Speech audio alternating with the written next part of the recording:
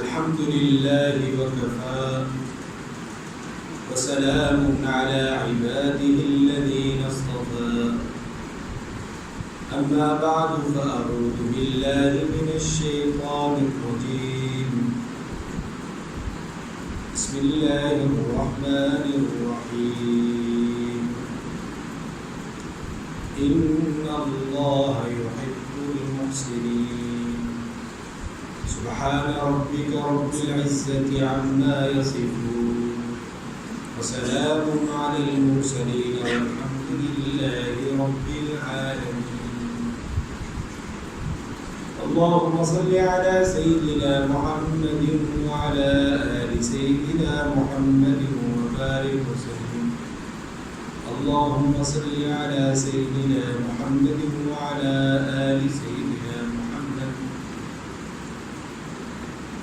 وبارك وسلم اللهم صل على سيدنا محمد وعلى آل سيدنا محمد وبارك وسلم يا رب صل وسلم دائما أبدا على حبيبك خير الخلق كلهم.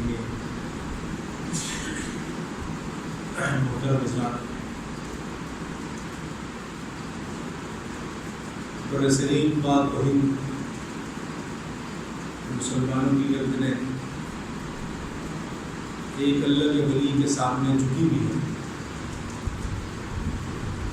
اور وہ تھے حضرت امام ربانی مجدد الفسانی رحمۃ اللہ علیہ.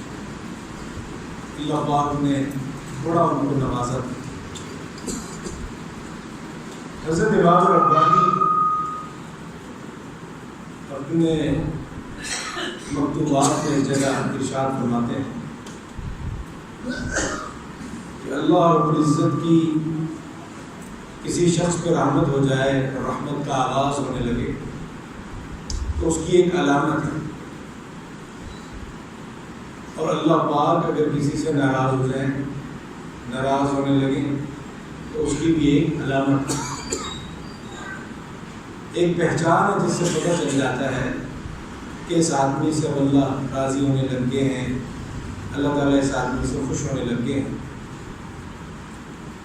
اور ایک پہچان ہے کہ اس سے پتہ چلتا ہے کہ اللہ رب العزت اس آدمی سے ناراض ہونے لگے. اور وہ پہچان یہ ہے کہ جب اللہ پاک کسی آدمی سے راضی ہوتے ہیں تو اللہ تعالیٰ اس کو کسی ایسی مجلس میں پہنچا دیتے ہیں, کسی ایسے اللہ والے کے پاس پہنچا دیتے ہیں جہاں اسے یہ معلوم ہونا شروع ہو جاتا ہے کہ اس کے عقائد میں کیا غلطیاں ہیں, اس کی عبادات میں کیا غلطیاں ہیں, اس کے معاملات میں کیا غلطیاں ہیں, اس کے اخلاق میں کیا غلطیاں ہیں, پتہ چلنا شروع. تو جب کسی آدمی کو اللہ رب العزت اپنی رحمت سے کسی ایسی جگہ پہنچا دیں اور اس کو پر کھلنا شروع ہو جائے کہ اس کی غلطیاں کیا ہیں, اس کا مطلب یہ ہے کہ اللہ رب العزت کی رحمت کا اس شخص پر آغاز ہو. اور جس شخص سے اللہ تعالیٰ ناراض ہوتے ہیں اس کی غلطیوں کو اس کی نگاہوں سے چھپا دیتے ہیں, اس کو پتہ ہی نہیں چلتا کہ میری عقائد میں کیا غلطیاں ہیں, عبادات معاملات میں کیا غلطیاں ہیں. اس کے عیب اللہ پاک اس کی نگاہوں میں چھپا دیتے ہیں, پتہ ہی نہیں چلتا. جب کسی آدمی کے ساتھ یہ معاملہ ہو جائے تو اس کا مطلب یہ ہے کہ اللہ جل شانہ اس شخص سے ناراض ہے. اب آپ حیران ہوں گے, آپ کے ذہن میں سوال آیا ہوگا کہ آخر ایسا کیسے ممکن ہے کہ ایک آدمی کو اپنی غلطی پتہ نہ چلے. تو میں چند مثالوں کے ذریعے سے آپ کو یہ بات سمجھاتا ہوں کہ ہوتا کیا ہے. آدمی کی نگاہوں پہ اتنا پردہ پڑ جاتا ہے اس کو پتہ ہی نہیں چلتا کہ میں کیا غلط ہوں. میرے شیخ و مرشد حضرت مولانا پیر ذوالفقار احمد نقشبندی صاحب دامت برکاتہ العالیہ, جن کے صاحبزادے نے آج یہاں تشریف لانا تھا لیکن عین وقت پر بیماری اور نزاکت کی وجہ سے ایسی صورتحال بنی کہ وہ تشریف نہیں لا سکے, اور مجھے انہوں نے اپنا نائب بنا کے بھیجا. تو ہمارے حضرت فرمایا کرتے ہیں کہ جب میں نوجوان تھا نوکری کیا کرتا تھا، حضرت عالم بھی ہے اور انجینئر بھی ہے۔ تو فرمانے لگے کہ میرے ساتھ ایک میرا ساتھی تھا، کلیگ تھا میرا، اور اس کی زندگی یہ تھی کہ جھوٹ بولتا تھا، ہر بات میں جھوٹ بولتا، روزانہ آفس لیٹ آ رہا ہے اور روزانہ بھی نیا بہانہ بنا رہا ہوتا، تو بالکل صاف جھوٹ ہو، جھوٹی قسمیں کھانا اس کی زندگی کا معمول تھا۔ نماز نہیں پڑھتا تھا، اور اگر کوئی نماز پڑھنے کا کوئی موقع مل جاتا تو بغیر وضو کے بھی پڑھ لیتے۔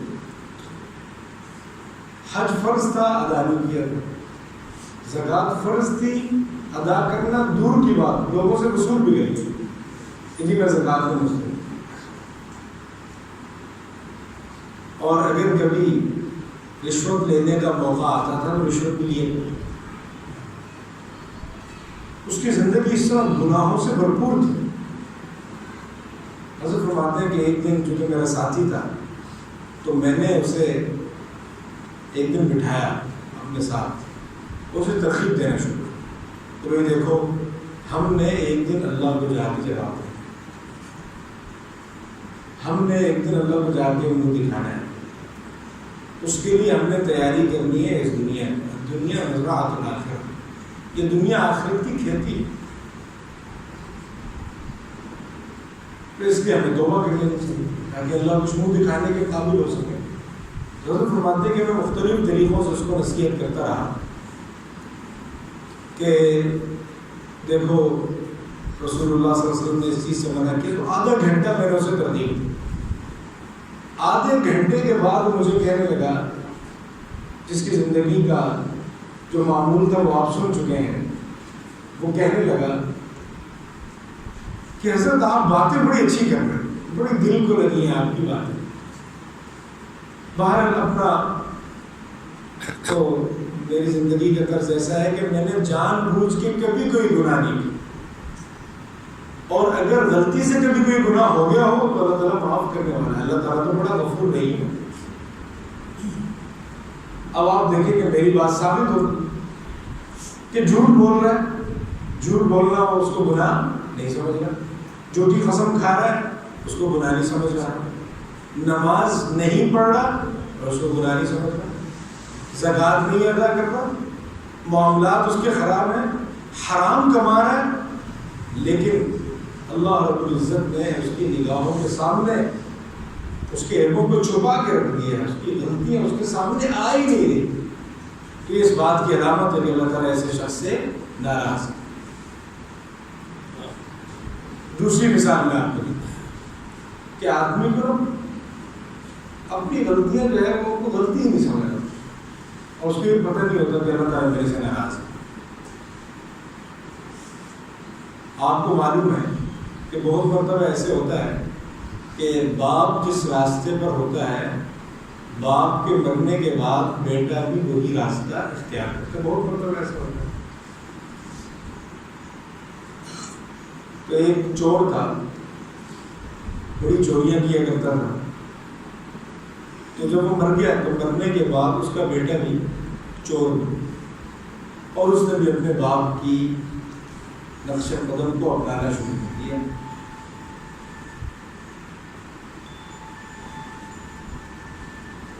تو وہ ایک مرتبہ بیٹھا ہوا تھا کسی مجلس میں، اور اس میں وہ یہ کہنے لگا،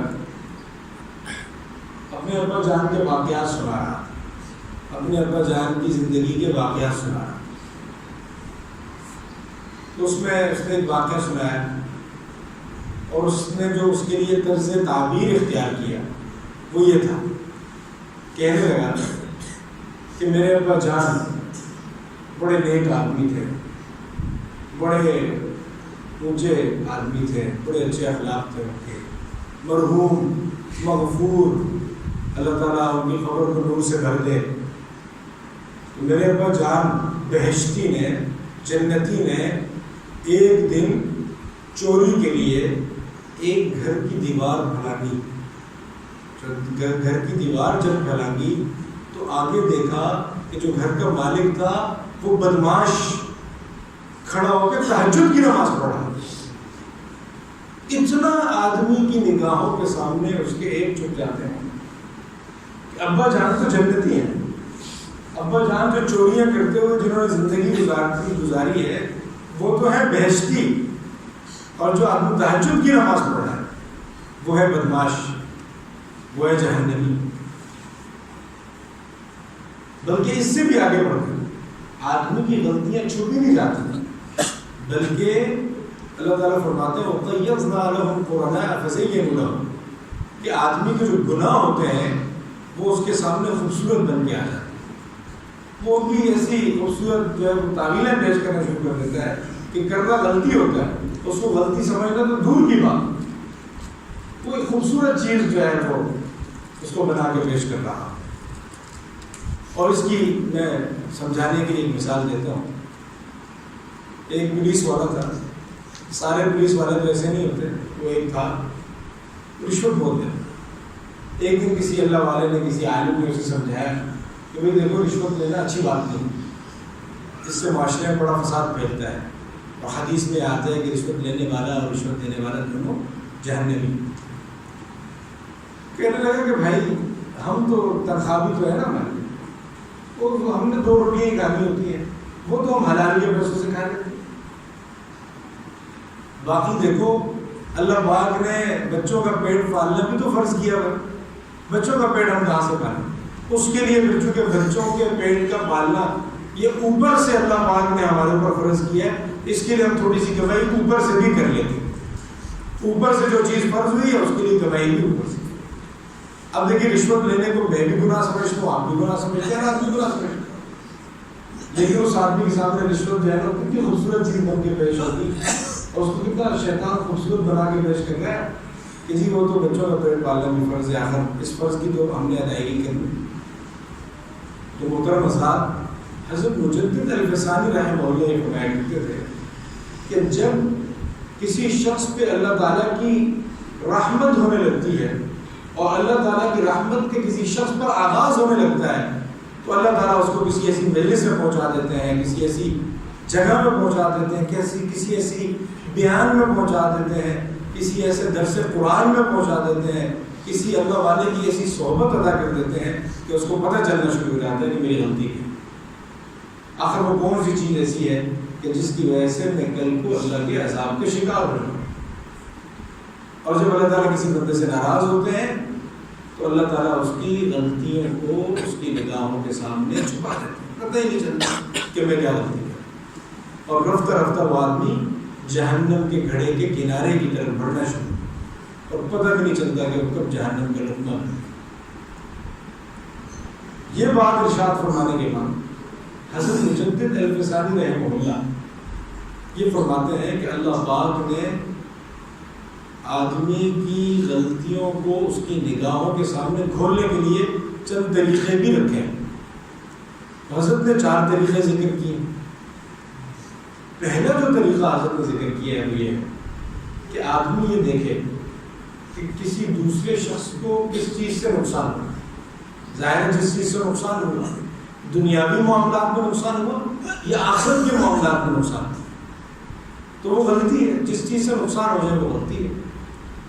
تو حضرت فرماتے ہیں کہ آدمی دوسروں کی غلطیوں پر غور کرنا شروع کرے، اسے پتہ چلنا شروع ہو جائے گا کہ بھئی یہ غلطی ہے اور اس کو میں نے اپنی زندگی میں لے کر کے نہیں آیا. جیسے مثال کے طور حدیث پاک میں آتا ہے رسول اللہ صلی اللہ علیہ وسلم نے ارشاد فرمایا 2 قبروں کے قریب سے گزرے. فرمایا کہ ان دونوں قبر کے لوگوں کو جو مردے یہاں پہ دفن ہیں، مفہوم ہے آپ صلی اللہ علیہ وسلم کی بات کا، ان کو عذاب ہو رہا ہے. تو فرمایا کہ عذاب کسی بڑی چیز میں نہیں ہو رہا. اب دیکھیں نقصان ہوا ان دونوں لوگوں کو، دونوں کو عذاب ہو رہا ہے. فرمایا کہ عذاب کسی بڑی چیز کی وجہ سے نہیں ہو رہا. ان میں سے ایک آدمی کی وجہ آپ صلی اللہ علیہ وسلم نے بیان فرمائی کہ یہ آدمی جب پیشاب کرتا تھا تو پیشاب کے جو قطرے ہوتے ہیں ناپاک قطرے، ان سے یہ آدمی بچتا نہیں تھا. اب ہمیں اس حدیث سے یہ بات پتہ چل گئی کہ دیکھیں اگر کوئی آدمی طہارت صحیح طریقے سے نہیں کرتا، پیشاب کے قطروں سے نہیں بچتا، اس کو نقصان. تو لہٰذا اگر میں اس کی غلطی پر غور کر کے، وہ جو قبر میں جو شخص تھا جو رسول اللہ صلی اللہ علیہ وسلم نے بتایا، اس کی غلطی پر غور کر کے میں اگر جو ہے نا بچنا شروع کر دوں اور طہارت صحیح طریقے سے کرنا شروع کر دوں، اس کا مطلب یہ ہے کہ اللہ رب العزت نے میری ذات پر اپنی رحمت کا آغاز کر. آپ دیکھیں کہ یہ بڑی مشہور حدیث ہے، لیکن آج کل کے لوگوں کا طرز عمل یہ ہے کہ کئی مرتبہ جن لوگوں نے عام طور پر انگریزی لباس پہنا ہوا ہوتا ہے، پینٹ شرٹ پہنی ہوئی ہوتی ہے، یہ لوگ جو ہے نا بیٹھ کے پیشاب نہیں کر سکتے، کھڑے ہو کے پیشاب. اور پھر اس کے بعد جو ہے نا وہ دھونا دور کی بات، دھوتے تو ہے نہیں اپنے جسم پاک بھی نہیں کرتے. بلکہ ایک مرتبہ میں ایک ہوٹل میں گیا تو وہاں ضرورت سے میں گیا، وضو کر رہا تھا، تو ساتھ ہی 2 آدمی کھڑے ہو کے پیشاب بھی کر رہے ہیں اور آپس سے بات چیت بھی کر رہے ہیں. تو اپنی غلطیاں معلوم کرنے کا اور غلطیوں کے معلوم ہونے کا جو پہلا طریقہ ہے وہ یہ ہے کہ آدمی یہ دیکھے کہ دوسرے آدمی کس وجہ سے نقصان، جس وجہ سے دوسرے آدمی کو نقصان ہوا، ظاہر ہے کہ وہ اس کی غلطی ہے، اس کی غلطی پر غور کرے اور غور کر کے اس کی غلطی کو اپنی زندگی میں نہ لے. اس لیے فرمایا گیا السعید موعظۃ غیرہ، کہ نیک بخت آدمی وہ ہوتا ہے، خوش قسمت آدمی وہ ہوتا ہے کہ جس کو دوسروں کی غلطیوں سے عبرت ہو جاتی ہے، دوسروں کی غلطیوں سے وہ نصیحت حاصل کرتی. تو یہ ایک طریقہ ہوا. حضرت مجدد الفسانی رحمہ اللہ یہ بات لکھتے ہیں کہ اپنی غلطیاں جو ہے نا معلوم کرنے کا جو دوسرا طریقہ ہے وہ یہ ہے کہ ہر آدمی کے اللہ پاک نے کوئی دشمن بنایا گیا. کبھی اس کے گھر میں بھی دشمن ہوتا ہے، بعض اوقات تو بیوی ہی اس کی غلطیاں نکالتی رہتی ہے، اور کبھی اس کے آس پڑوس میں بھی اس کا دشمن ہوتا ہے.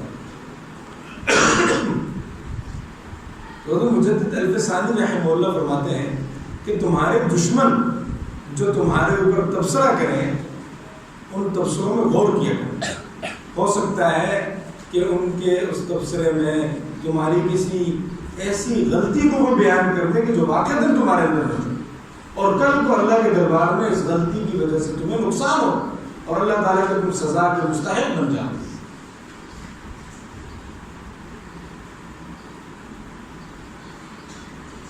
تو اس لیے آدمی اپنے دشمنوں کے تبصروں کے اوپر غور کرے کہ دشمن میرے بارے میں کیا کرے.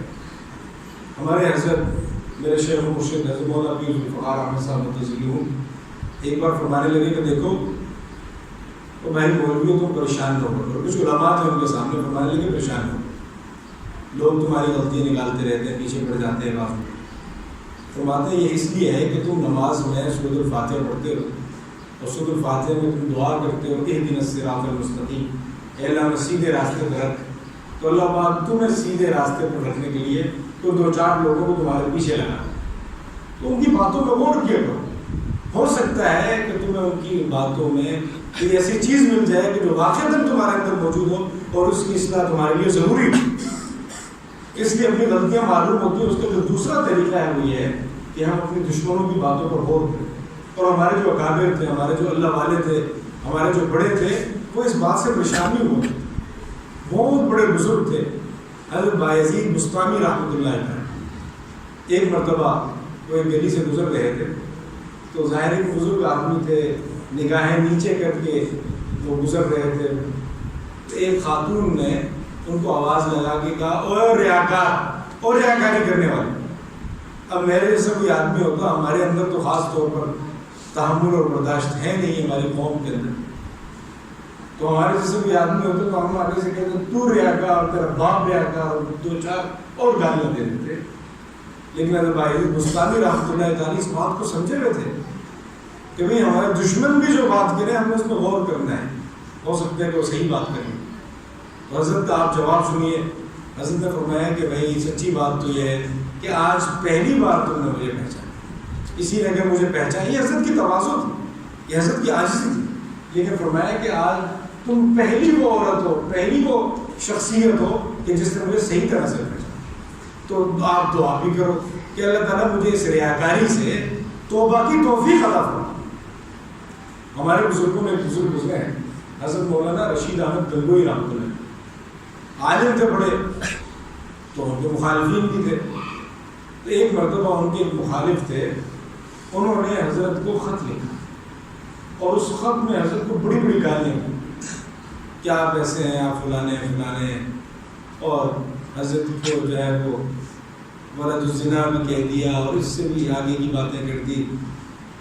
حضرت کے ایک شاگرد تھے مولانا یحییٰ صاحب رحمۃ اللہ علیہ، یہ کتاب فضائل اعمال آپ حضرات نے دیکھی ہوگی، اس کے مصنف مولانا زکریا صاحب، ان کے والد وہ حضرت کے شاگرد تھے مولانا یحییٰ صاحب.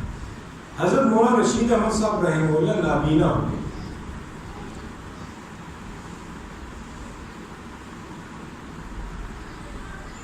تو حضرت ان دنوں خط خود نہیں پڑھ سکتے تھے. مولانا یحییٰ صاحب سے کہا کہ بھائی وہ تم نے تذکرہ کیا تھا کہ فلاں شخص ہے، اس نے خط لکھا ہے، تو اس کا خط پڑھ کے سناؤ، پڑھ کے کیوں نہیں سنا ہے؟ تو مولانا یحییٰ صاحب نے کہا کہ حضرت اس کے اندر ایسی مغلظات اس شخص نے بتائی ہیں اور اس کی گالیاں دی ہیں کہ میں اپنی زبان پر ان کو نہیں لا سکتا. حضرت فرمایا نہیں بھائی نہیں، ایک بار پڑھ دو، ہے تو وہ میرا دشمن، لیکن ممکن ہے اس نے کوئی ایسی بات کی ہو کہ جو واقعہ دل میرے اندر پائی جاتی ہو، میں اس کی اصلاح کر دوں گا اور میں اللہ کے درمیان میں کل صحیح سالم گناہوں سے پاک ہو کر قلب سلیم لے کر صاف دل لے کر اللہ کے دربار میں پہنچا. تو اپنی غلطیاں اس طرح بھی معلوم ہوتی ہیں کہ آدمی کے دشمن اس کے اوپر تبصرہ کر رہے ہیں تو ان کو آدمی جو ہے ان کے اندر غور و فکر کرے کہ ہو سکتا ہے کہ جو میرا دشمن ہے یہ جو بات کہہ رہے ہیں یہ صحیح بات اور واقعہ دل میرے اندر پائی جاتی ہے. اپنی غلطیاں معلوم کرنے کا جو تیسرا طریقہ ہے، حضرت مجدد الفسانی رحمہ اللہ، میں نے عرض کیا تھا کہ ان کے احسانات کے سامنے بر صغیر پاک و ہند کے مسلمانوں کی گردنیں جھکی ہوئی، ایسے اللہ کے ولی تھے. تو حضرت مجدد الفسانی رحمہ اللہ اپنے مکتوبات شریفوں میں یہ بات لکھتے ہیں کہ اپنی غلطیاں معلوم کرنے کا جو تیسرا طریقہ ہے وہ یہ ہے کہ آدمی کچھ مخلص دوست ہوں، تربیت یافتہ دوست ہوں، ان کی جماعت میں شامل ہوں اور پھر اپنے مخلص ساتھیوں سے یہ کہے کہ بھائی دیکھو اگر میرے اندر کوئی غلطی میرے عقائد میں، میرے معاملات میں، میری معاشرت میں، میرے اخلاق میں کوئی غلطی ہوئی تو بھائی میں تو اللہ کے سامنے پکڑا جاؤں، ہو سکتا ہے کہ میں جہنم کی غذا بن جاؤں. اس لیے اگر تم میرے اندر کوئی غلطی دیکھو، اگر تم میرے اندر کوئی عیب پاؤ تو اللہ کے لیے تو اس غلطی سے مجھے آگاہ کر. جو نیک اور مخلص دوست ہوں گے، جب آپ کی دوستی کی بنیاد یہ ہوگی کہ ہم ایک دوسرے کی غلطیاں ایک دوسرے کو بتائیں گے اور کل اللہ کے دربار میں پکڑ سے محفوظ ہو جائیں گے، یقیناً وہ آپ کو غلطیاں بتائیں گے اور اس سے فائدہ ہو. صحابہ کرام رضوان اللہ علیہم اجمعین نے یہ ماحول بنایا اور بڑے خوبصورت طریقے سے اپنے دوستوں کی اصلاح کیا کرتے تھے. میں آپ کے سامنے حضرات حسنین، حضرت سیدنا حسن رضی اللہ تعالیٰ عنہ نواسہ رسول صلی اللہ علیہ وسلم اور حضرت سیدنا حسین رضی اللہ عنہ کا ایک بڑا خوبصورت سا واقعہ رکھتا ہوں. ایک مرتبہ یہ دونوں حضرات مسجد میں تھے اور نوجوانی کی عمر تھی، 16-17 سال کے تھے. انہوں نے دیکھا کہ ایک صاحب ہیں جو وضو کر رہے ہیں اور ان کے وضو کے اندر کچھ غلطیاں ہیں. وضو کرنے کا سنت طریقہ تو آپ کو معلوم ہے کہ پہلے ہاتھ دھوئے جاتے ہیں، پھر منہ دھویا جاتا ہے، پھر ترتیب ہے. تو وہ پہلے پاؤں دھو رہے تھے، پہلے بایاں پاؤں دھویا، پھر جو ہے وہ بائیں پاؤں کے اوپر جو ہے وہ دایاں ہاتھ لگا رہے تھے. تو ان حضرات نے دیکھا کہ یہ صاحب صحیح وضو جو ہے نا وہ نہیں کرتے. چونکہ یہ تربیت یافتہ تھے، اللہ کے رسول صلی اللہ علیہ وسلم کی گود میں انہوں نے تربیت حاصل کی تھی. تو ان دونوں حضرات نے مشورہ کیا کہ ہم کیسے ان صاحب کو ان کی غلطی سے آگاہ کریں. پھر دونوں چلے گئے ان کے پاس اور جا کے کہا کہ بابا جی آپ تو ہمارے بڑے ہیں، تو ہم دونوں ذرا وضو کرتے ہیں، آپ ہمیں بتائیں کہ ہم دونوں میں سے کون ایسا آدمی ہے کہ جو وضو صحیح طریقے سے نہیں کر سکتا. تو حضرت حسن رضی اللہ تعالیٰ نے پہلے وضو کیا اور بالکل ٹھیک وضو کیا. پھر حضرت حسین رضی اللہ تعالیٰ نے وضو کیا، انہوں نے بالکل ٹھیک وضو کیا. تو بابا جی سمجھ گئے، انہوں نے کہا کہ بھائی آپ دونوں صحیح وضو کر رہے ہیں اور جو وضو غلط کر رہے ہوں گے. دیکھیں یہ مخلص دوست، تربیت یافتہ دوست تھے، صحابہ کی جماعت تھی.